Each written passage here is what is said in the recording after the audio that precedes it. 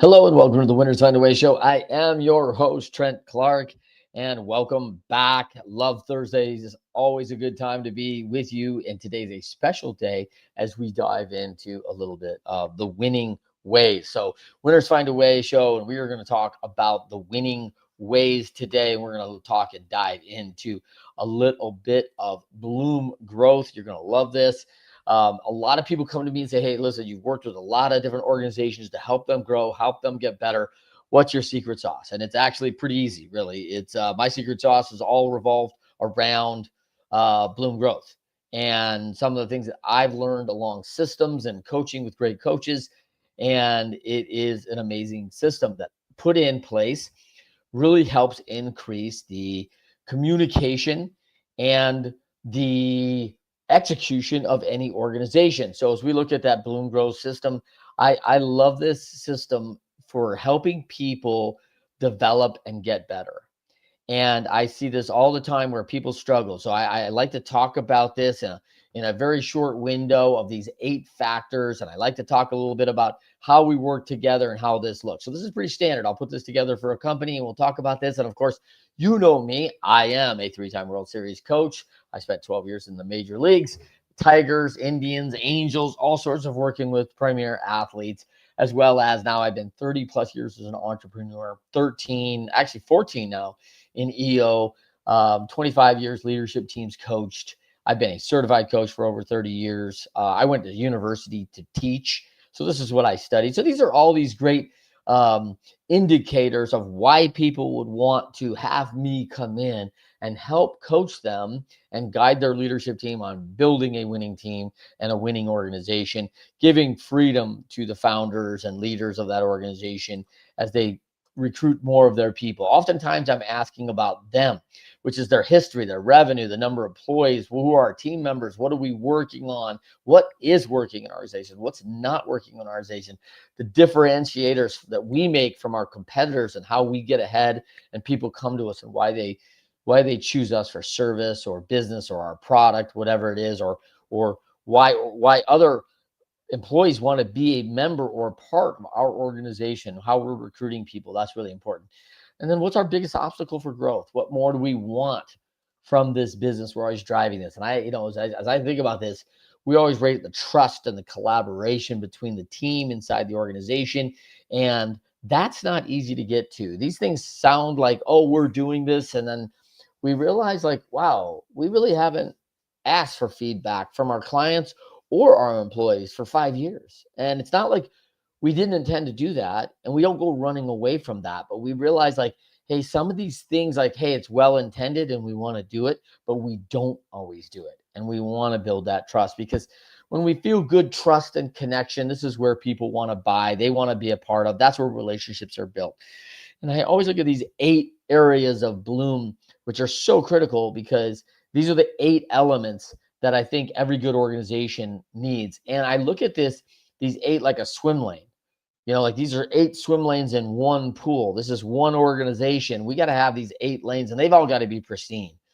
Everyone's got to be taken care of. And we're putting people in an area of responsibility over those 8 areas often, right? And we are often working at this together, but someone holds this as a primary responsibility. So we're as a team, we're working on the plan, but the founder, CEO often owns that plan, right? And then we have people, we have sales and marketing, we have meetings, finance and data, process, technology, team health. I'm going to get into all those individually right now. So when we talk about the plan, we're always creating and documenting an enrollment in our future. Like, what does it look like? So I like this one-page plan. Bloom's done a good job of that. I see a lot of them on the web. You can find all sorts of different one-pagers. And they look a lot alike, but you want to have some key elements in there and you want to have this all written out about what do we really see? When I think about this, I think about like current reality and future reality, right? And I want to see the current and the future reality. And I think that's really an important deal for me is how do we shape that and re-engineer what our current reality looks like, and then what the future reality is going to look like. And then once we decide on that future, that 1 year, that 3 year, that 5 year plan, whatever that is, we're going to back into that. So for me, how I do that is I look at this as like a quarterly program, right? And we play like 90-day games here. And so we got to win every 90-day game. And we're going to set the parameters of what winning looks like for that game. And then we got to go after it. And then you only play 12 of those games and 3 years have gone by, right? Like 4 quarters in a year. It's pretty quick. So we really have to lay that out in that future reality. And then as we reverse engineer that, we know exactly what we're going to do this 90 days to reach and win that game. People are so important to organizations. And I see a lot of organizations that struggle with this, that they don't get the right people. And it's hard to get the right people. And they're like, man, I wish we had better people. And I always am constantly reminded of how much we did in recruiting and scouting and everything from pro baseball. And we put a ton of money, resources, effort, energy into getting the right players and missed all the time, by the way. Like we didn't always get the right players. And so it was a hard journey. So when I hear organizations that are spending no time, no money, no effort, and no energy into getting the right players, and they're, we just hire anybody with a pulse. Like, I doubt you're getting great people. Like, we've really got to be wise about this. And when you've got great people, you're having fun, winning together. And I think that's really the key element for me as I'm always trying to get people to lay that out, is you're going to spend like 80% of your life when you're awake with people you work with. So why wouldn't you have fun doing it? Like, this would be a place you really want to be, feel valued, feel that connection. That's going to be pretty important. So as we look at our ideal leader team structure, this is like putting people in place, what they're responsible for, what their roles are, what are the key elements of that role that really have to be accomplished. So they know their ownership, they know their responsibility. That's laid out in a lot of different ways and a lot of different parameters. And this is just a sample of how one organization might look like. And you see this a lot. And this is really important. Is like, you'll see this person as the vision person kind of out to the side. There's a lot of times that CEOs really shouldn't be managing everybody. In the early stages, they had to. But as the system grows, the CEO really is the vision implementer, right? They're the creative ideas, they're the big relationship. They're creating culture and growth and all these things. And so the day-to-day operating and management of people is not always their priority. So it's sometimes it's important that at some point they'll likely move out of managing. And you can see in this org chart, like there's no one managing up to the CEO. Like they're going up to the operations director, whoever that is, who's running the day-to-day, because that's where their best time is spent. And same way for the visionary. So that's just one example of a chart, but I see that a lot. With people, we're always looking at core values, like what's important as an organization, what don't we tolerate around here. All these things is just important to us as a group. And then we have quarterly and annual coaching. We want to be able to like coach these people up. Better people make better organizations. So if I'm training up the leaders will train up the managers will train up their people. Like we're creating this environment of feedback and coaching and training and teaching. And we really want that. We want management and leader best practice, and we want hiring and good recruiting processes. We want to attract and retain our top talent. Like once we get a good talented person there who's helping us, we want to keep them, right? That's so important, because oftentimes when people really start showing out in their organizations, other organizations come and want to get them, right? So that you've got to be ready to be like, hey, we want to keep you and fight to maintain them, because it's not uncommon for other organizations to come in and take good people away. Sales and marketing, you're attracting and growing clients and customers. This is always the big thing. Like revenue solves all, and sales and marketing is this. How are we presenting ourselves in a marketing way? How are we marketing our product, our service, our people, whatever that is? And how does that look? And then how do we close sales? How do we get people to give us money or exchange value for our efforts? So when we do that, we're always talking about where our avatar is. Like what is our ideal client? Who really buys from us? Do we really know who our client is and why they buy from us and what we provide for them and why they keep coming back? All those things become very important. So it's a deep dive into list building, differentiators, go-to-market strategy, sales and sales management of how that works, and then rate and retention. I'm always looking also at things like deal band and where we're going, and we're tracking KPIs all the time around how our metrics are working in sales. How successful are we per opportunity for a sale? And so all those are tracked inside the software system, which is incredible. And what really becomes really important to organizations that end up selling the organization is when they have that all documented inside an operating system like Bloom. The new owner can now see 4, 5, 12 years of history, however long you've done that. They've seen your sales strategy, your KPIs. That's all archived in the system, which gives great value to succession when you make a move or sell it. So that's always big. And it's also great for training, right? When you're training your organization. For meetings, this is probably the number one reason people call me or have a complaint, which is we have terrible meetings. You should love your meetings. Like the leadership team should absolutely enjoy what they love to do about the meetings. And we've got to really dial this up pretty well and getting people to love them. And we have this weekly meeting cadence. You obviously have an annual planning session of like 2 years where you lay out your next 4 90-day games. But then you have quarterly plannings where you reset every 90 days and you go through that game and you make sure that you're tracking. And in those annual and quarterlies, you also you take a relook at the 3-year plan, the 5-year plan at certain parameters to make sure that we still know where the North Star is and we're still tracking that direction. So there's a lot of visibility on what everybody's doing and how we're going to get there and how we're laying out this map to it. So I think that's really big.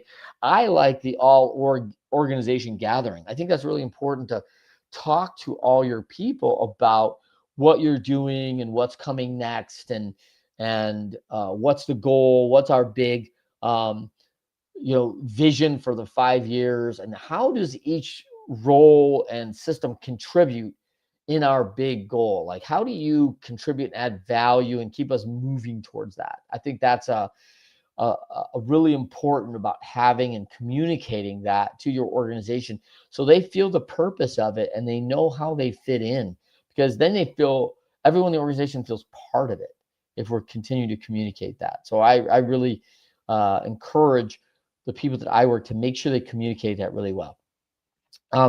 This agenda is a 90-minute agenda that's scheduled for the week. And I really don't want leaders to meet outside of this meeting unless they absolutely have to. There's a project base, this thing. What I really want them to do is I want them to focus on making this the most valuable 90 minutes together. And then we go execute on it the next 6.5 days of the week. Until we're going to see each other again, because the strategy should be clear. Our go-to and plan should be laid out in this 90 minutes, and we should resolve a bunch of challenges inside that. So let's get into this. So the first thing is just check, like when you check in the first 5 minutes, like get reconnection. You haven't seen these people for a week. Get connection, talk about what's going on. It doesn't have to be about work, personal, business. Hey, give me one example of what made you smile in the last 3 days. Like, get a connection with people about what's going on inside the organization and where their head's at. Like, here's your leadership team. You might have 4 people, you might have 7 people in this room. Like, get a feel for where everybody's at coming into the meeting, for their emotional, physical stability, where they're at, where their focus is, all that good stuff. So you're doing a connection check-in with everybody. Let's get the room started and get reacquainted, not just, hey, let's dive into the biggest challenge we have. That's not where we start a meeting. Then we go into quarterly priorities. This is a quick review of let's stay focused. How do we win the 90-day game? These are what we said were the important items. Is our to-dos and all these things, our KPIs, are they still reflective of what we're moving for the quarterly priority, right? Like, what are the most important things over these next 90 days that we have to get done? And then we're also, how far are we into that? Does somebody need help? Like, I'm behind on this and I'm having a challenge. Maybe someone can help and come alongside them. And then the KPIs, right? The next thing is we're going to spend 5 minutes just reviewing key performance indicators. These are the numbers and metrics that we said were important. This is tracked. It's already done prior to the meeting. And we see whether it's green, red, how is it doing? Are we online for this, or is this off track? Like, let's talk about those KPIs that are off track. Let's talk about, these numbers. And we can also celebrate some of these KPIs that we're exceeding. Like that's a great time to celebrate. So then we get into the headlines. And I think this is where really good leaders update people what's happening inside their swim lane. You know, they've got this area they've got to manage, and I don't need to manage it for them. So I'm excited that I don't have to do it. But it's great to hear the headlines of what's happening inside there from sales and marketing. Like, hey, we landed these 2 fabulous clients. We had a long-term client that left 5 years ago and they've come back. And headline, we're so excited to have this revenue back. They've been a great group to work with. They went with someone else. It didn't work out as well. They're back. And we're super happy for it. And that's a great headline. And headlines in people. We've hired 3 new people. These are the introduction to them.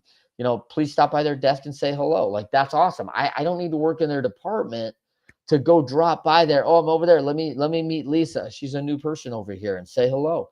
Like, let me drop in there. So these are great headlines that we communicate things.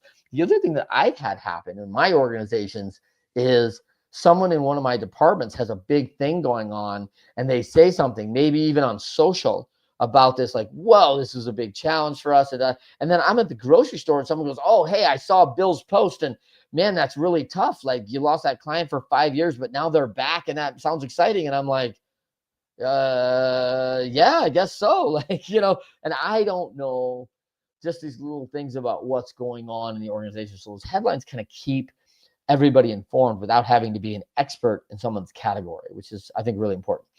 And then the to-dos are one of the heaviest areas, because this is where we say we're going to do the most important things. This is where we really get focused about prioritizing what we have to do to move the needle. These are like the 3-4 to-do things that I have to do next week before. And I'm reviewing what I did last week, and I'm starting and I'm writing in what I have to do in my to-dos this week. So that's happening, and I may be adding those in the middle of the meeting. Like, if I add a to-do based on what we do, and we'll talk about that. Like, hey, this needs to be done by this time because this is affecting someone else's area, and so we're setting deadlines on that, and we're operating always under agreement, not expectation. When I say that, when we put to-dos, we put this is what it is. This is what it looks like to be complete. This is when it will be complete by.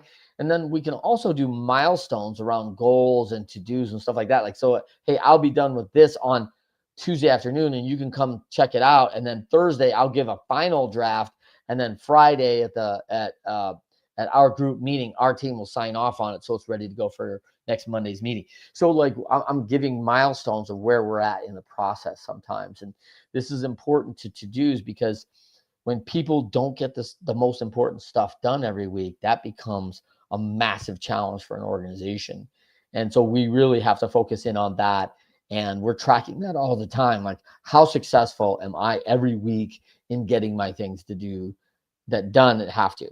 The next part is where everyone gets. That's all done in the first 25 minutes. So there's a lot of ground to cover. It's really rapid fire. We're moving very quickly in the first 25 minutes. And then we get into what we call O&O, opportunities and obstacles. So we're leveraging opportunities, we're removing obstacles. And that's so important. This is where our leaders love their meetings, is now we get a say. There's no hierarchy. We're all coming together at O&O with challenges that the organization is facing. And people can put O&Os in all week, all day, even during the meeting. Hey, I've got this challenge. I want to present it real quick. This is an issue. And so I don't need to do it in these other 25 minutes. I don't need to do it where, oh, I got to walk down the hall and see Bill because I've got this big challenge because someone told me at the grocery store something I didn't even know. I sure wish you would have put that in the headline. I don't really need to do that. I can remind him in the next meeting. I can put that on my O&O list. I want to discuss that and make sure we're using headlines the right way so we're all feel informed and we're checking on those and reading those. And so I can bring that up at that time in the meeting. I don't need to have a separate meeting. There's just no reason we need to waste time, energy, effort to what our real key is, which is whatever our role and responsibility is to move that needle. So I don't want to do that. So once we have, like, we might have 20 issues, right? 20 things that we got to kind of target with opportunities and obstacles and what we're going to do. And so the first thing I have the team do in this is I have them rank the most important. Like, what's the most important things you think we need to tackle as a team right now? And everybody individually weighs in on what they believe to be most important. And those get ranked out very quickly, like 1 to 20. This is what everybody said. So the first most highest priority that everybody said gets targeted first. And we go right down. And after I do 5 or 6, I reshuffle the deck and we re-rate them. Sometimes an issue in an O&O is we take an approach very quickly, which it seems really pretty simple. We call it like 3D.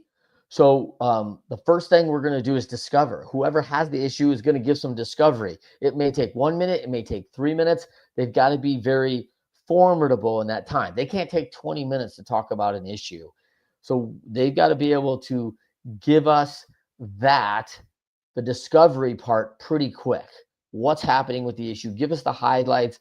It's usually an issue that everybody's kind of aware of anyway. Like as a team, this issue's come up before, or everyone knows the business, so they have some knowledge to it. So we don't need to go too deep in the woods, but we need to do a discovery. So that may take 30 seconds, that may take 3 minutes. Sometimes it takes 5 minutes, but I really highly encourage that you can come and do discovery in 5 minutes or less, because you don't have that much time to get to these issues. So we do the discovery, then we do the second D, which is discuss it. We discuss as a team what's working, what's not working. How about this? Have we talked about this? And we start whiteboarding some discussion points that we need to consider when we do our third D, which is we're going to decide what we're going to do. And then at the decide factor, we're like, hey, here's 2, 3 good ideas, and I really want to talk about these ideas and decide what will I do in that. So we make a decision, and this is what I love about decisions. Good organizations take action. There's unrest, there's some anxiety around some things, worry, there's a lot of pain in some of these issues, and we're not going to just sit and let it go. We're going to 3D it. We are going to discover about this. We're going to discuss what's the best option, and then we're going to decide what we should do out of these 3 options. And here's the thing about decisions. They're not final. Like, decide what the best action is today to move forward. Take some steps. If those steps turn out to be not productive, not working you in the right direction, then go back to the issue in your next weekly meeting and say, we got to revisit it. It's not getting what we expected. And that's fine. So just make a decision. And then finally, we wrap up the meeting. We rate the meeting, what could have been better, all these good things, because we want to have great meetings and we want our meetings to keep getting better. So we get very focused on that. Then we get into finance and data. Enabling proactive decisions is what we want. We want numbers that tell the story. We want to be measuring KPIs. We want finance. And I like leading indicators, not lagging indicators. So when we look at like financial outcomes, we're tracking, if we take these actions, what are the numbers we need to produce the result we need? And usually we can do that through process, right? If I have 100 sales calls, I get 10 meetings, and 3 of those clients will become clients of ours, right? So it's like, oh, well, we need 3 clients. Oh, great. We need to make 100 calls. We already know a formula of KPIs that works, because 100 calls will get you 10 meetings and will get you 3 roles and jobs and clients inside your organization. So we are doing that. Lagging indicators are like, oh, how much revenue did we have last quarter? Well, we don't. It's good to know, and those are we'll use some of that data, but at the end of the day, the predictive indicators predict the outcome, and that's what we really want. So we want to use that for tracking and predicting financial outcomes, not financial reporting post. So that's a key element that I'm always looking at in my KPIs as I develop them, right? Then we go into our process, which is improving speed, quality of recurring tasks. What most people don't know is that over 4 out of 5 things that every people do every day in their role are repeated. It's like 82% of the things we do in our job and our role are repeated. And they're not always repeated every day, but like they're repeated every Monday, Thursday for 2 hours. And then every Tuesday, Friday, I've got this for 3 hours. And like you got these repeatable tasks, reports, things you have to do, processes you have to make. And sometimes it's every day. I go in and I process these 4 steps 1,000 times in one day. I do them in 10 seconds, but I got to do it again and again and again and again. So like we have we want to improve the speed and quality of some of these tasks, because let's just say we could take those 82% of the things and we could make them 20% more efficient, right? 20% more efficient. So I work with companies, let's say they have $10 million in payroll, right? So 82% of that payroll, or at $10 million, $8.2 million a year is going towards recurring things. If I could get that 20% more efficient, I could potentially save like $1.6 million in like cutting these tasks out, or moving those tasks into things that create more value for us, or I could have more people making the tasks easier for our team to grow, or I could just simply take that money as a revenue stream that now I've increased my value of my company by having increased, and maybe I take that money and buy a bolt-on business that would actually add value, or buy a machine that would make our process even better and more efficient, saving us even more money. So all those things become how we get improving the speed and quality of process. And I think the other side of this, when you talk about it, is we want to document that process. We want the best practices. We want to simplify it, stop, automate, delegate it. Like, let's make it as easy as possible. And then this is where I think a lot of people, when they look at process, they don't do a great job of like, make it easily accessible, frequently update it, secure those processes so not just anybody can get in. I see that with permissions control, where people have that challenge. And then I also see with like version control, like they go, oh, well, we're on version 11 and you were using process version 7. Like there's 4 versions since then. And if we haven't properly trained, or it's not easily accessible, or someone didn't get the memo and we're not updating that communication on these things, I see process go really, really sideways really fast. So, I'm always watching for that. So then we go technology, internally optimized, externally leveraged. Internally optimized, I see a bunch of organizations that have old tech. They have multiple subscriptions of the same subscription because the one department doesn't know that we already bought it over in this department. And so I've seen organizations that have the same subscription for 4 departments that they're paying as a company, costing them thousands of dollars a year that they don't even know. And then we want it externally leveraged. Like, what is our technology to make it easy? And I use the example of like 1-800-GOT-JUNK. When we were there in like 2000, when we were starting, we had this great externally leveraged technology in a call center, 1-800-GOT-JUNK. You dialed that phone number. It was, our technology immediately went to a professional call service that was highly trained, highly sophisticated, and then they could take and move that order onto our calendar, which would immediately text the truck that was in that zip code of where that job, and it would place that new pickup on that truck that they knew would be operating in that area. And then the drivers would still use that phone to not only add the job, but they would text the client, let them know when they would arrive. Hey, we received your job. We're going to see you today between 3 and 5. We will text you 30 minutes before we're going to arrive. So you don't need to sit around the house all day. Like, the cable guy says, hey, we'll be there sometime between 12 and 8. And you're like, hey, I got grocery shopping. I got all sorts of stuff to do. No, we externally leverage it to separate ourselves from our clients, and separate ourselves from our competitors. So our clients see that, hey, we offer something better, and it's a great experience, and we differentiate ourselves. And then that internal tech audit saves us money.